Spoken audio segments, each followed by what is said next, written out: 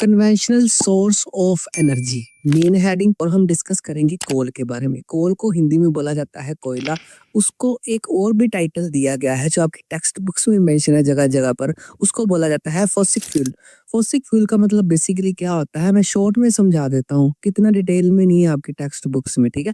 तो fossil fuel जब volcanic ऑरप्शन होता है तब जो लावा बाहर आता है वहां से, जब उसके रास्ते में पेड़ पौधे, मरे हुए जानवर या कोई जिंदा जानवर भी दब जाते हैं धरती के नीचे, तो वो कोयले के रूप में निकल जाते हैं आज से आने वाले कई सालों बाद। तो वो फॉर्मेशन हो जाती है कोल की, तो उसको फॉसिल फ्यूल बोला जाता है। मतलब डेडली रिमेनिंग जो एनिमल्स होते हैं वो दब जाते हैं और पक जाते हैं, ऐसे याद रख लो, और जिससे कोयले का निर्माण होता है उसको फॉसिल फ्यूल बोला जाता है, ठीक है। तो बेसिकली कोयले के बारे में सबसे पहली इंफॉर्मेशन ये है कि मोस्ट इम्पोर्टेंट एनर्जी रिसोर्स है इंडिया का। इंडिया के मोस्ट घरों में, मोस्टली जो गांव के घरों में क्या है, इस कोयले को यूज करके, कोल को यूज करके बहुत सारे प्रोडक्ट्स तैयार किए जाते हैं अपनी, यहाँ तक कि वहां पर वो अपनी चपातियां रोटियां वगैरह भी तैयार करते हैं। तो खाना वगैरह भी यहाँ पर कोल से तैयार होता है, ठीक है। यहाँ तक 2 पॉइंट समझ आ गए, फॉसिल फ्यूल और ये मोस्ट इम्पोर्टेंट एनर्जी रिसोर्स के बारे में। आगे हम ना इसको 2 पार्ट्स में डिस्कस करेंगे कोल को, ठीक है। पहले पार्ट में डिस्कस करेंगे कोल को जियोग्राफिकल एज में भी 2 कैटेगरी में बांटा गया है, वो डिस्कस करेंगे। और उसके बाद डिस्कस करेंगे फॉर्म्स ऑफ कोल, कोल की कितनी फॉर्म्स होती हैं। तो सबसे पहले स्टार्ट करते हैं, जो कोल होता है ना वो अकर होता है। अकर मतलब पाया जाता है टू जियोग्राफिकल एज के अकॉर्डिंग। मतलब मैं यहाँ पर ना 2 जगह के नाम बताऊंगा, वहां से कोल को निकाला जाता है जियोग्राफिकली। वो अलग अलग पार्ट्स हैं, पहला है गोंडवाना और दूसरा है टेरिटरी कोल फील्ड्स। अब समझो इस बात को, जो गोंडवाना है ना वो मैं आपको मैप में शो करता हूँ। ये वाले पार्ट को ना गोंडवाना बोला जाता है। इंडिया से अगर यहाँ से कोयले को निकाला जाता है तो उसको जियोलॉजिस्ट ने नाम दे दिया, हाँ भी गोंडवाना फील्ड इसको बोला जाएगा। कौन सी? Gondwana coal field. अब दूसरी बात करते हैं अगर टेरिटरी फील्ड्स की, तो ये मैप में इस एरिया को टेरिटरी कोल फील्ड बोला जाता है, ठीक है। ये लास्ट में भी मैं आपको दोनों मैप एक बार रिवाइज करवा दूंगा, बस आपने के माइंड में रखना है हाँ भी गोंडवाना और टेरिटरी फील्ड कौन सी है जहां से कोयले को निकाला जाता है। एग्जाम पॉइंट ऑफ व्यू से देखें तो यहाँ पर ये गोंडवाना का डिफरेंस भी आ सकता है इन दोनों का, और या तो अलग अलग भी पूछा जा सकता है, हाँ भी गोंडवाना के बारे में लिखो या टेरिटरी फील्ड के बारे में लिखो। तो आपने दोनों के बारे में ध्यान रखना है। सबसे पहले डिफरेंस में करते हैं। गोंडवाना का पहला पॉइंट जो है मेन प्रोड्यूसर, ये इंडिया का मेन प्रोड्यूसर है। यहाँ से कोयले को बहुत ज्यादा प्रोड्यूस किया जाता है, कोयले को निकाला जाता है।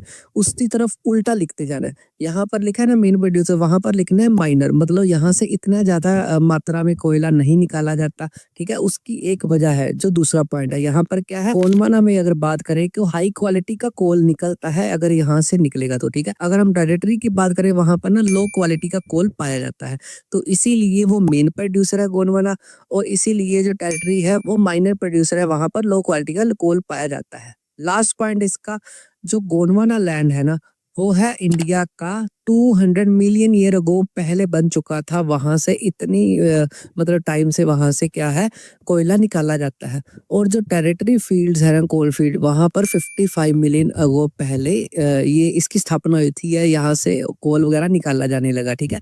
तो आई होप ये 2-3 बातें आपको अच्छी तरह समझ आ गई।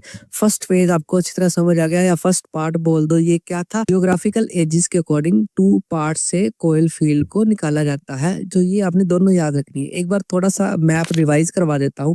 ये कौन सा था भाई, गोंडवाना, जहां से बेस्ट क्वालिटी का निकलता था, ऐसे याद रख लो, 200 साल पुराना था, ठीक है। और ये जो दूसरा मैप है ये है टेरिटरी फील्ड।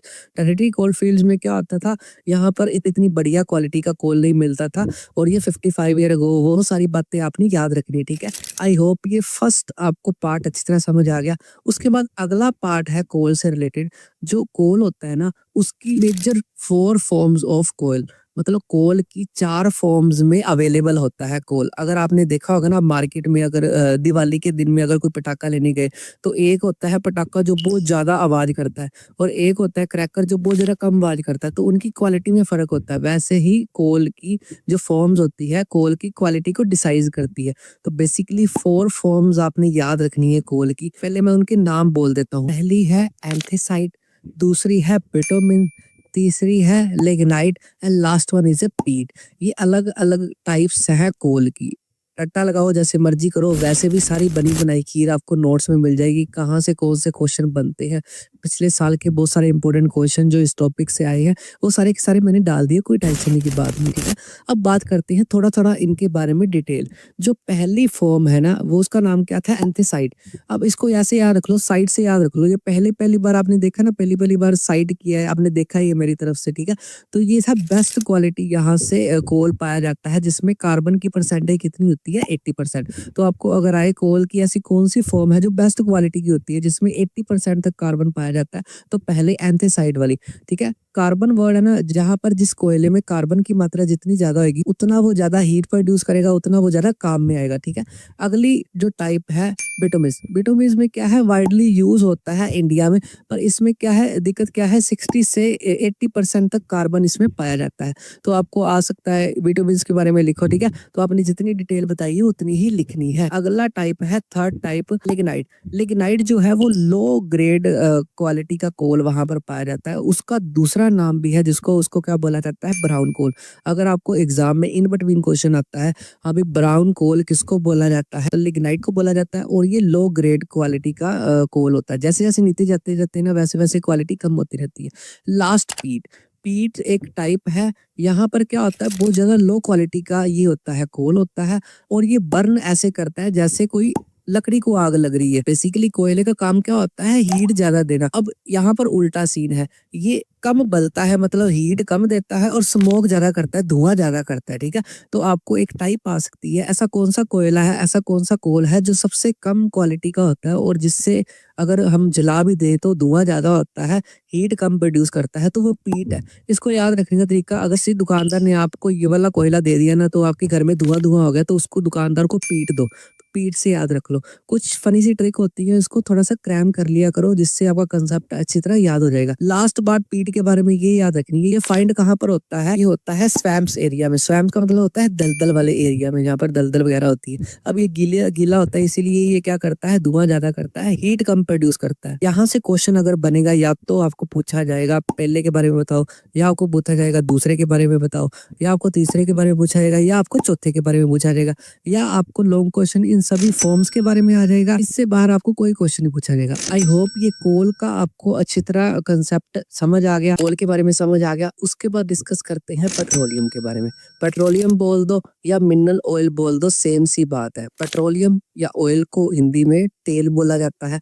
तो ये भी क्या है? कन्वेंशनल सोर्स ऑफ एनर्जी कहलाता है। अब सबसे पहला पॉइंट डिस्कस करते हैं पेट्रोलियम के बारे में, जो है मेजर एनर्जी सोर्स। ये ना सबसे इम्पोर्टेंट, जैसे कोल था ना इम्पोर्टेंट एनर्जी सोर्स, तो उसके बाद सेकंड नंबर पे पेट्रोलियम का नंबर आता है, जो हमारी लाइफ में ज्यादा इम्पोर्टेंट रोल प्ले करता है। यहाँ तक समझ आ गई। अब दूसरी बात अपनी पेट्रोलियम के बारे में ये याद रखनी है, it provide fuel for heat and light.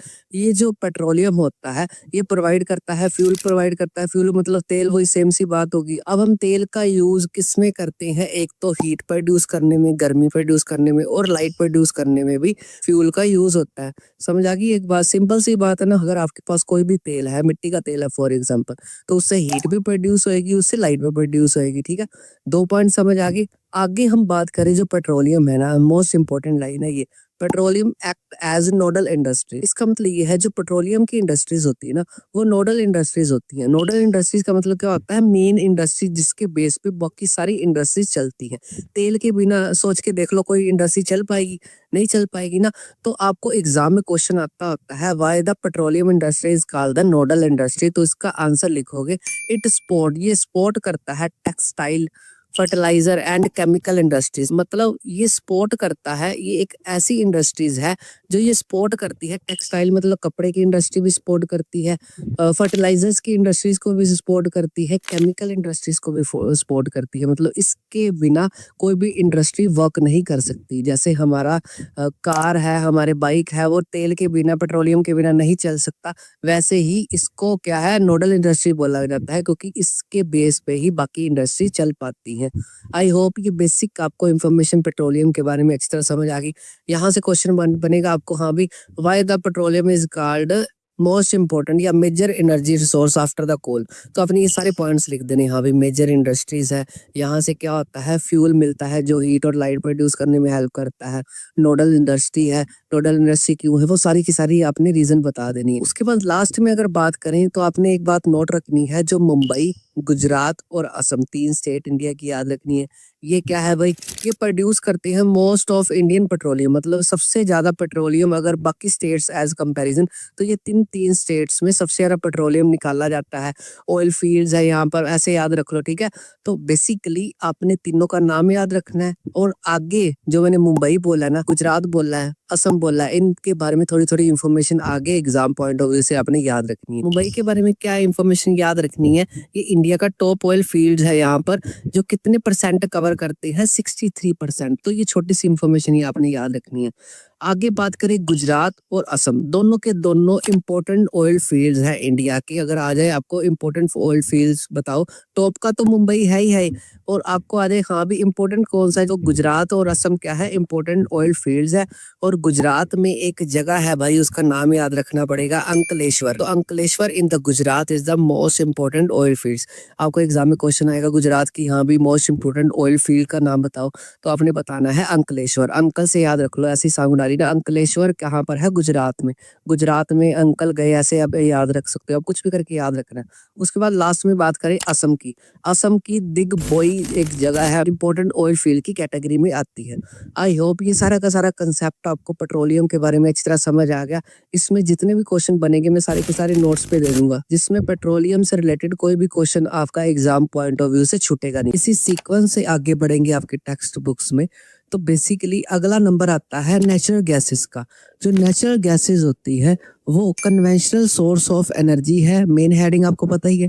पहले इंफॉर्मेशन ये याद रखनी है आपके नेचुरल गैस के बारे में कि इसकी फॉर्मेशन कैसे होती है, भाई बनती कैसे है। तो नेचुरल गैस है ना, जो नाम से पता चल रहा है कि जो नेचर बनाती है, ऐसे याद रख लो, मतलब इसमें ह्यूमन बीइंग का कोई इन्वॉल्वमेंट नहीं होता, ये अपने आप ही कुदरती तौर पे बनती है। जो नेचुरल गैस होती है ना, वो फाउंड होती है पेट्रोलियम के साथ साथ फाउंड होती है। जो पीछे हमने पेट्रोलियम किया है ना, उसके साथ साथ ही ये मतलब ये गैस पाई जाती है। मैं आपको पिक्चर भी दिखाऊंगा, अच्छी तरह समझ आ जाएगा, ठीक है। दूसरी बात, जो मैंने बोला ना पेट्रोलियम के साथ ही पाई जाती है, and release when crude oil is, क्या किया जाता है, एक्सट्रैक्ट किया जाता है। जब क्रूड ऑयल को एक्सट्रैक्ट किया जाता है, निकाला जाता है, तब ये गैस रिलीज होती है, और उसको हम ह्यूमन बीइंग क्या करते हैं, सेव करके रख लेते हैं। आपको ना 50-50% समझ आई है। अब मैं ना आपको ये पिक्चर दिखाता हूँ, पिक्चर से आपको अच्छी तरह समझ आ जाएगी। देखो ये नेचुरल गैस ना धरती से इसका रिलेशन है। धरती के नीचे हम क्या करते हैं, पाइप से लगा देते हैं, और नीचे वाला यहाँ पर होता है पानी, और पानी के ऊपर क्रूड ऑयल बनता है। मतलब पानी के ऊपर क्रूड ऑयल होता है, कच्चा तेल जिसको बोला जाता है। ये क्रूड ऑयल ही होता है जिसको हम प्योर करके पेट्रोलियम बनाते हैं, ठीक है। और यहाँ तक समझ आ गई ना। तो पेट्रोलियम किससे बनता है, क्रूड ऑयल से बनता है। खैर वो तो अलग सी बात है। तो उसके ऊपर ये पाई जाती है नेचुरल गैस। ये वाली जो नेचुरल गैस होती है ना, इसका आगे मैं बताऊंगा क्या क्या यूजेस है। और इस नेचुरल गैस से बनती है आगे सीएनजी। अब ये क्या नया फंडा है सीएनजी का, बस आप थोड़ा सा होल्ड रख लो, आपको सारी बातें समझ आ जाएगी। मतलब धरती से नीचे निकाली जाती है ग्राउंड वाटर से, ये वाटर आ गया ग्राउंड वाटर, उसके ऊपर आ गया क्रूड ऑयल, उसके ऊपर आ गया ये नेचुरल गैस। आई होप ये पिक्चर देख के आपको अच्छी तरह समझ आ गया। आप थोड़ा सा रिवाइज करवा देता हूँ।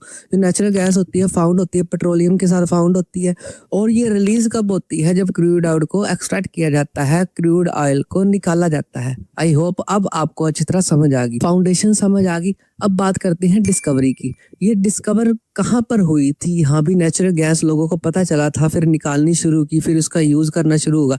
तो बेसिकली एक जगह है कृष्णा गोदावरी बेसिन। कृष्णा और गोदावरी नदी का जो बेसिन का एरिया है, वहां से ये फाउंड हुई थी पहली बार।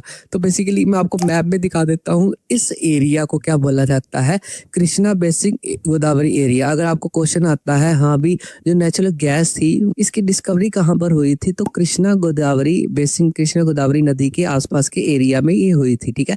आई होप ये कुछ कंसेप्ट आपको नेचुरल गैसेस के बारे में अच्छी तरह समझ आ गया। आगे बात, हाँ जी नेचुरल गैसेस हमने निकाल तो ली है, पता भी चल गई है, अब इसको रखना है हमने स्टोर। तो ये स्टोर किए जाते हैं पाइपलाइंस में, बड़ी बड़ी पाइपलाइंस में इसको गैस को स्टोर किया जाता है। एग्जाम्पल में आपने एक पाइपलाइन मोस्ट इंपोर्टेंट क्वेश्चन भी आता होता है, याद रखनी है, HVJ पाइपलाइन। तो इसकी फुल फॉर्म है, H मतलब हाजीरा जो गुजरात में सिचुएटेड है, वी मतलब विजयपुर जो मध्य प्रदेश में सिचुएटेड है, उसके बाद जगदीशपुर, जगदीशपुर कहाँ पर है, उत्तर प्रदेश। तो ये तीनों स्टेट का नाम आपने याद रखना है, और ये HVJ की फुल फॉर्म आपने याद रखनी है, हजीरा विजयपुर जगदीशपुर, जो कहाँ कहाँ पर रिलेटेड है, हजीरा गुजरात में है, विजयपुर मध्य प्रदेश में है, जगदीशपुर कहाँ पर है, उत्तर प्रदेश में। ये पाइपलाइन बिछाई गई थी सरकार की तरफ से, और बेसिकली जब ये बिछाई गई थी ये कितने किलोमीटर तक फैली हुई थी, 1700 किलोमीटर। फिर उसके बाद कुछ 10 सालों बाद उनका एम क्या है, इसको और भी इंक्रीज करना है। तो इंक्रीजमेंट आपने दो डेटा याद रखना पड़ेगा, 2 किलोमीटर। पहला है 18,500 किलोमीटर, और उसके बाद लास्ट तक उन्होंने कहाँ तक लेके जाना है, 34,000 किलोमीटर, मतलब 34,000 किलोमीटर तक उनका सरकार का एम है, हमने इसको फैलाना है। यहाँ तक आई होप आपको अच्छी तरह समझ आ गया। हमने कर लिया एक तो इसकी फाउंडेशन और एक डिस्कवरी, स्टोर कहाँ पर की जाती है, और HVJ के ऊपर क्वेश्चन आता होता है। वैसे भी सारे क्वेश्चन आपको मेरे नोट्स में बढ़िया मोतियों की तरह मिलेंगे, आपको कोई टेंशन लेने की जरूरत नहीं, ठीक है। अब बेसिकली जो HVJ पाइपलाइन है उसका एम क्या होता है, ट्रांसपोर्ट करना नेचुरल गैसेस का, एक स्टेट से दूसरी स्टेट तक नेचुरल गैसेस का ट्रांसपोर्टेशन करना। और ये कंस्ट्रक्ट किसके द्वारा करवाई गई है, GAIL, एक गवर्नमेंट इंस्टीट्यूशन है, इसकी फुल फॉर्म होती है gas authority of India limited. तो आपको ना ये क्वेश्चन इन बिटवीन घुमा फिरा के आ सकता है, हाँ भी जो पाइपलाइन है किसने कंस्ट्रक्ट करवाई, तो इस अथॉरिटी ने करवाई, gas authority of India limited ने। तो बेसिकली यहाँ से जितने भी क्वेश्चन आपको हो सकते हैं वो सारे के सारे आपको मिल जाएंगे, कोई टेंशन की जरूरत नहीं, ठीक है। लास्ट में इस नेचुरल गैस के बेनिफिट्स क्या है आपको आ सकता है, explain the benefits of natural gas. Apply करती है क्लीन फ्यूल, इसको ना क्लीन फ्यूल बोला जाता है, मतलब ये इको फ्रेंडली होता है। ये जब बलता है ना तो इतनी ज्यादा कार्बन डाइऑक्साइड की मात्रा रिलीज नहीं करता, जैसे बाकी कोल या ऑयल कोई भी हम जलाते हैं वो क्या करते हैं, धुआं भी ज्यादा करते हैं, और क्या होता है एनवायरनमेंट में कार्बन डाइऑक्साइड की मात्रा को बढ़ाते हैं। तो ये क्या करती है, ये एनवायरनमेंट फ्रेंडली होती है, ये सप्लाई करती है क्लीन फ्यूल इंडस्ट्रीज को, जितनी भी इंडस्ट्रीज को चाहिए चलने के लिए। जैसे मैंने पीछे पेट्रोलियम के बारे में बात की है, कोल के बारे में बात की है, तो सारी ऑयल हो गया, ये कोल हो गया, तो ये जलते हैं ना तो कार्बन डाइऑक्साइड की मात्रा एनवायरनमेंट में बढ़ा देते हैं, जिससे एनवायरनमेंट में पोल्यूशन हो जाता है। तो ये उसके उल्टा काम करती है, ठीक है। अगला, reduce the use of coal and oil, oil और कोल के रिड्यूस करती है यूजेस को, अपने आप ही रिड्यूस कर दिया। हाँ, जो काम पेट्रोलियम और कोयले से हो रहा है वो काम सेम ही नेचुरल गैस कर रही है, पर फर्क क्या है, एनवायरनमेंट को नुकसान पहुंचाए बिना। तो ये क्या होता है, इसमें लो होता है कार्बन एमिशन, मतलब जो कार्बन डाइऑक्साइड जब ये बलती है तब ये मात्रा कार्बन डाइऑक्साइड की हवा में कम छोड़ती है, तो इसीलिए ये इको फ्रेंडली इसको बोला गया है। आई होप ये नेचुरल गैस का कंसेप्ट आपको अच्छी तरह समझ आ गया। यहाँ से जितने भी क्वेश्चन बनेंगे, जैसे पहला बनेगा फाउंडेशन के ऊपर, दूसरा बनेगा डिस्कवरी के ऊपर, तीसरा बनेगा स्टोरेज के ऊपर, उसके बाद बनेगा HVJ पाइपलाइन के ऊपर कौन, ये सारा कंसेप्ट आपने लिखना है। उसका क्वेश्चन लास्ट में बनता है बेनिफिट्स की। तो आई होप यहाँ तक आपको नेचुरल गैस का कंसेप्ट अच्छी तरह समझ आ गया। अब मैंने बोला था आपको CNG के बारे में। अब CNG क्या है, तो बेसिकली आपने एक बात नोट रखनी है, जब नेचुरल गैसेस को कंप्रेस्ड किया जाता है हाई प्रेशर के ऊपर तो वो किसके रूप में बदल जाती है, CNG। फुल फॉर्म क्या है इसकी, कंप्रेस्ड नेचुरल गैस, मतलब नेचुरल गैस को ह्यूमन बीइंग कन्वर्ट कर देते हैं CNG में। तो बेसिकली होती नेचुरल गैस कुदरती है, पर ह्यूमन बीइंग्स क्या करते हैं, उसको हाई प्रेशर में कुछ ना कुछ इंस्ट्रूमेंट लगा के कंप्रेस कर देते हैं, तो वो CNG की शेप में आ जाता है, तो CNG गैस बन जाती है। तो बेसिकली ये स्ट्रक्चर आप मैं दोबारा दिखा देता हूँ, जो मैंने पहले दिखाई थी। वाटर नीचे है, वाटर के ऊपर क्या है, क्रूड ऑयल, क्रूड ऑयल से बनता है पेट्रोलियम भाई, ठीक है। अब पेट्रोलियम बन गया, पेट्रोलियम के ऊपर कौन सी गैस पाई जाएगी, नेचुरल गैस, जो मैंने अभी करवाई है। और नेचुरल गैस को कन्वर्ट करके CNG बनाई जाती है ह्यूमन बीइंग्स के जरिए। आई होप कि आपको 4-5 पॉइंट अच्छी तरह समझ आ गए। इसका फायदा क्या है, इसको इजिली सिलेंडर्स वगैरह में कन्वर्ट करके भरा जा सकता होता है, इसका यूज है, इसको फ्यूल के रूप में यूज किया जाने लग गया। मतलब फ्यूल डलवा दो कार में तो सेम सी बात है। अब कुछ कार्स आपने देखी होगी जिसमें ऊपर ये स्टिकर लगा होता है सीएनजी के ऊपर, ठीक है। इसका मतलब क्या होता है, वो कार सीएनजी गैस से चलती है, ना कि पेट्रोल से चलती है। इस इन्वेंशन से कार्स और बसेस को चलाया जाता है ताकि एनवायरनमेंट में पोल्यूशन ना हो सके। तो इसमें क्या होता है, क्लीन बर्न, इसका बेनिफिट है ये क्लीन बर्न, मतलब ये क्लीन बर्न करती है, मतलब बर्न तो करती है पर क्लीन नहीं होती। मतलब इसमें क्या है, कार्बन डाइऑक्साइड की मात्रा ज्यादा रिलीज नहीं होती, जैसे मैंने पीछे बताया था, ठीक है। और ये लो पोल्यूशन करती है, ये भी बात डिस्कस होगी। इसलिए इसको क्या बोला जाता है, इको फ्रेंडली। इको फ्रेंडली मतलब एनवायरनमेंट फ्रेंडली। आई होप ये आपको सीएनजी का कंसेप्ट भी अच्छी तरह समझ आ गया। यहाँ से क्वेश्चन क्या बनता है, सीएनजी की फॉर्मेशन ये बता देनी है आपने कंप्रेस करके, उसके बाद इसको सिलेंडर्स में भरा जाता है, उसका यूज बता देना है, और ये लास्ट में एनवायरनमेंट फ्रेंडली कैसे है। आई होप ये कंसेप्ट आपको अच्छी तरह समझ आ गया। कौन कौन सा, एक तो नेचुरल गैस का, उससे रिलेटेड सीएनजी के बारे में आपको अच्छी तरह समझ आ गया। इसके बाद बेटा हम डिस्कस करने जा रहे हैं इलेक्ट्रिसिटी के बारे में। तो बेसिकली इलेक्ट्रिसिटी जो होती है ना, वो होती है कन्वेंशनल सोर्स ऑफ एनर्जी। बार बार एक ही बात बोलता हूँ क्योंकि ये उसी हेडिंग में शामिल है पॉइंट। एक बात और बता दूं आगे बढ़ने से पहले, ये जो कन्वेंशनल सोर्स ऑफ एनर्जी का लास्ट वाला पॉइंट है, इसके बाद हम डिस्कस करेंगे सारे के सारे non conventional source of energy, ठीक है। तो इलेक्ट्रिसिटी ज्यादा बताने की मेरे को जरूरत नहीं है, क्योंकि इलेक्ट्रिसिटी के बिना आज के समय में कोई भी काम पॉसिबल नहीं है। तो इसकी स्टार्टिंग ही इस लाइन से होती है। जो इलेक्ट्रिसिटी होती है ना, वो यूज होती है बहुत सारे वेज में, बहुत सारे तरीकों से यूज होती है आज के वर्ल्ड में। मतलब आज सोच के देखो, इलेक्ट्रिसिटी के बिना हम कुछ नहीं कर सकते। बेसिकली इलेक्ट्रिसिटी के बिना हम क्यों नहीं कुछ कर सकते, क्योंकि इलेक्ट्रिसिटी के बिना कोई भी इलेक्ट्रॉनिक डिवाइस चलता ही नहीं है। हमारा मोस्ट इम्पोर्टेंट हथियार जो जिसके बिना हम नहीं रह सकते, मोबाइल फोन। मोबाइल फोन भी इलेक्ट्रिसिटी के बिना क्या नहीं, चार्ज नहीं होता। तो बेसिकली ये छोटी सी एग्जांपल दी ना मैंने, और भी जितने भी इलेक्ट्रिसिटी के यूज आपके दिमाग में आ रहे हैं ना, वो समझ लो मैंने बोल दिए हैं। मतलब बहुत सारे और भी काम है इलेक्ट्रिसिटी के बिना नहीं हो सकते। यहाँ तक बेसिक कंसेप्ट समझ आ गया। उसके बाद भाई इलेक्ट्रिसिटी आती कहाँ से है, जनरेट कैसे होती है। अगला क्वेश्चन आपको एग्जाम में ये आ सकता है कि बताओ भी इलेक्ट्रिसिटी कैसे जनरेट होती है। तो इसके ना आपकी टेक्स्ट बुक्स के according to ways to generate electricity. तो दो वेज है इलेक्ट्रिसिटी को जनरेट करने के। पहला है थर्मल पावर से भी इलेक्ट्रिसिटी को प्रोड्यूस किया जाता है, और दूसरा है हाइडल पावर से भी इलेक्ट्रिसिटी को प्रोड्यूस किया जाता है। यहाँ से यही क्वेश्चन बनता है, या तो थर्मल पावर के बारे में पूछ देंगे इलेक्ट्रिसिटी कैसे प्रोड्यूस करता है, या आपको हाइडल पावर से पूछ लेंगे। इसका डिफरेंस भी आ सकता है, कुछ भी आ सकता है, ठीक है। तो एक एक करके इसको डिफरेंस में हम डिस्कस करते हैं, ताकि ये आपको लंबे समय तक याद रह सके। जो थर्मल पावर पॉइंट होते हैं ना, आपने देखा ही होगा कई जगह पर कुछ ऐसी स्ट्रक्चर होती है, इसको थर्मल पावर बोला जाता है, जहां पर इलेक्ट्रिसिटी को प्रोड्यूस किया जाता है हीट के जरिए, ठीक है।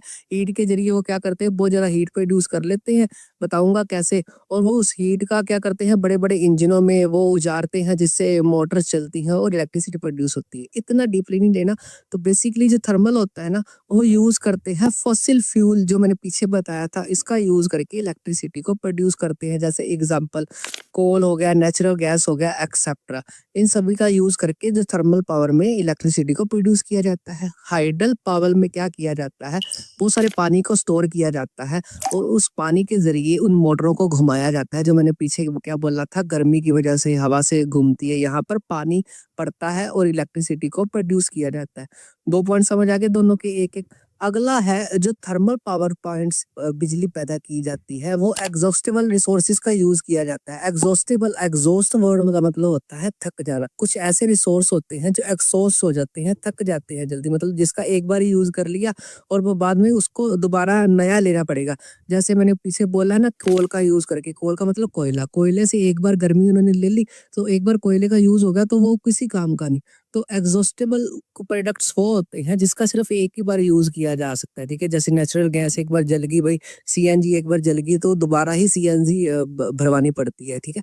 तो ये एग्जॉस्टेबल सोर्सेज का यूज किया जाता है। और उसके उलट वहां पर रिन्यूएबल रिसोर्सेज का यूज किया जाता है। जैसे पानी का यूज जितनी बार मर्जी कर लो भाई, पानी कौन सा थकता है, पानी एग्जॉस्ट नहीं होता। आगे बात करें जो थर्मल पावर से बिजली पैदा की जाती है, भाई मैंने पहले बताया था कोयला अगर जलता है तो धुआं भी करता है। तो ये ये थोड़ा-सा पॉल्यूशन करता है एनवायरनमेंट में थर्मल वाला। और जो हाइडल वाला है वो उसमें कोई पॉल्यूशन नहीं होता भाई, पानी तो बहता ही रहता है, उसका यूज़ उन्होंने इलेक्ट्रिसिटी प्रोड्यूस करने में कर लिया, ठीक है? उसके बाद लास्ट पॉइंट है थर्मल पावर का। इस थर्मल पावर को लगाने के लिए हम कोई भी प्लेस चुन सकते हैं, मतलब सरकार से परमिशन लो, किसी भी जगह पर थर्मल का प्लांट लगा दो, वहाँ पे बिजली प्रोड्यूस कर दो। पर जो हाइडल पावर एनर्जी है वो मैंने बोला है ना, रिन्यूएबल रिसोर्सेज का यूज़ करके, तो वो near the source of energy, energy resources के नियर उनको लगाना पड़ेगा अपना प्लांट, तभी बात बनेगी। जैसे मैंने बोला है हाँ भी पानी बहुत सारा इकट्ठा किया जाता है, पर यहाँ पर इकट्ठा जहाँ पर हुआ है वहां पर ही लगाना पड़ता है, ऐसे हम किसी भी जगह पर नहीं लगा सकते। वैसे हम आगे भी कुछ पॉइंट्स डिस्कस करेंगे इलेक्ट्रिसिटी कैसे प्रोड्यूस की जाती है। अब ये मैंने बोला ना रिन्यूएबल रिसोर्सेज, उसमें एक होता है सनलाइट। अब सनलाइट जहाँ पर होएगी वहां पर भी स्टेशन लगाना पड़ेगा जहाँ पर ज्यादा धूप पड़ेगी, नहीं तो ये काम नहीं करेगा। आई होप ये आपको डिफरेंस भी अच्छी तरह समझ आ गया और इलेक्ट्रिसिटी का थोड़ा-सा इंट्रोडक्शन भी आपको अच्छी तरह समझ आ गई। क्वेश्चन यहाँ से एक तो फुल फ्लेज यहाँ से बनता होता है बस ये कि 2 वेज़ बताओ, या आपको थर्मल का आ जाएगा या आपको हाइडल का आ जाएगा या दोनों का डिफरेंस आ जाएगा। आई होप ये कन्वेंशनल सोर्स ऑफ एनर्जी जितने भी करवाए हैं मैंने आपको अच्छी तरह समझ आ गई।